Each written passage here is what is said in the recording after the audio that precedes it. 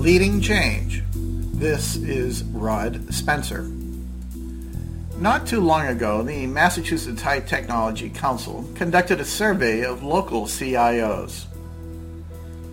On the average, they felt that about 10% of the software that they invested in developing tangibly improved their corporations. Many, indeed, see the need for change. I was quite successful as a former IT paramedic at IBM's toughest customers. My art and science were crafted by over 20 years of improving operations.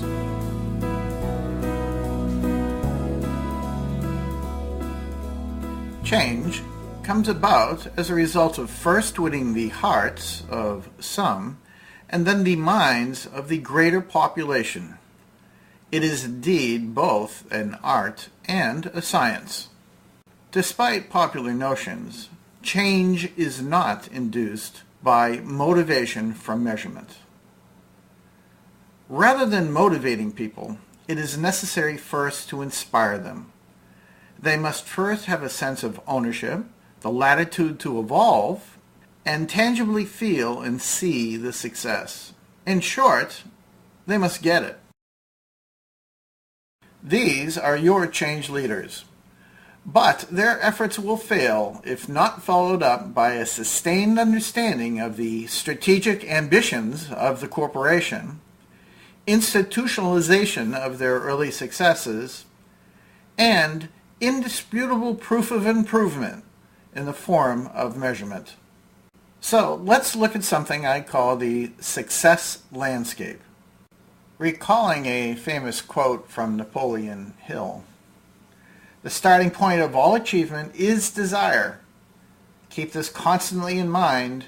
Weak desires bring weak results, just as a small amount of fire brings a small amount of heat." So, what of this motivation? Where does it come from in the corporate world? Well, viewing things from a detailed standpoint, called tactical, goals might be something like writing software more effectively or following a particular process. Not particularly motivational. But if the CEO was sharing his or her concern about improving profit or market penetration or reducing costs, and the efforts of individuals was tied to achieving that corporate goal, this indeed establishes a much more strategic and motivational goal to achieve. Sustaining change for the wider population requires incontrovertible proof of improvement. This requires measured success towards those goals. For this reason, one must have measurements and socialize that across the organization. This can range from non-observable, in other words, everything is an opinion as to whether or not it's an improvement, or high visibility, which means that the results are observable, socialized, and understood.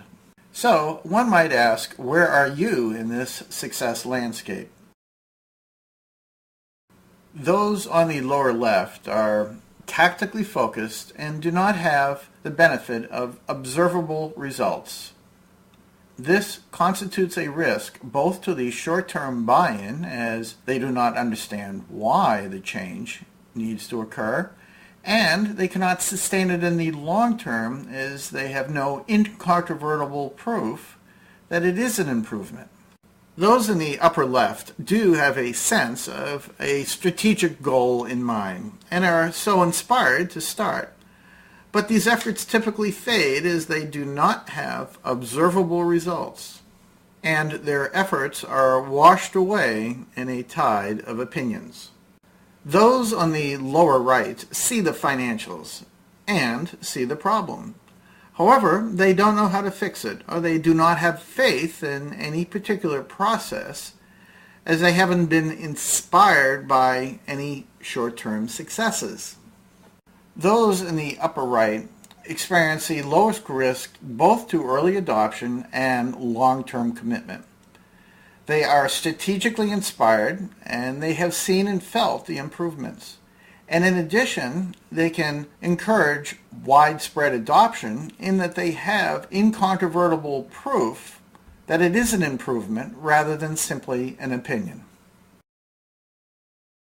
A typical engagement would start out with the coaches and the point of contact within the corporation understanding the strategic potential, but typically lacking visibility into the metrics. Management, on the other hand, sees the metrics, but has to first appreciate and then communicate the strategic potential that process improvement can bring. And finally, the workforce often does not widely share a strategic ambition nor have visibility into the metrics.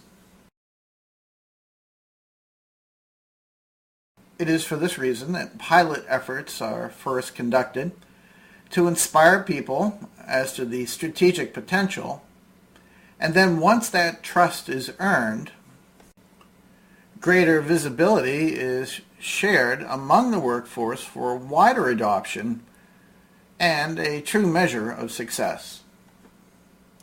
The four common principles of Agile, that of individuals and interactions over process and tools, working software over comprehensive documentation, customer collaboration over negotiation of contracts, and, most importantly, responding to change over following a fixed plan, really have their roots back in something called discovery-driven planning. There are two principles around which all varieties of Agile techniques seem to derive their specific approaches. One is learning by building. Such practical insights are used to evolve the requirements and the plans. This is also true for process adoption. One learns by trying, and the process itself is adjusted based on what works and what doesn't work.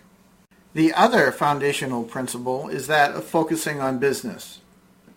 For projects, that means software is defined first by stories, more specifically, design-agnostic behavior, identifying first the value to business rather than being confused about 10,000 technical details.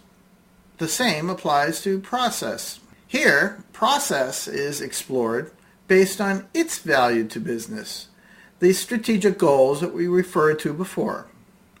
This also is viewed as a tool-agnostic practice, and the need for tools will be justified as experience dictates. With our recent client up in the Seattle area, we started with the inspiration phase during the first quarter of our effort. By week 4, we had 3 pilot projects that were reporting new efficiencies and supported by the client's protégés. Word got out, and by week 8, 587 individuals anonymously attended an online Agile introduction.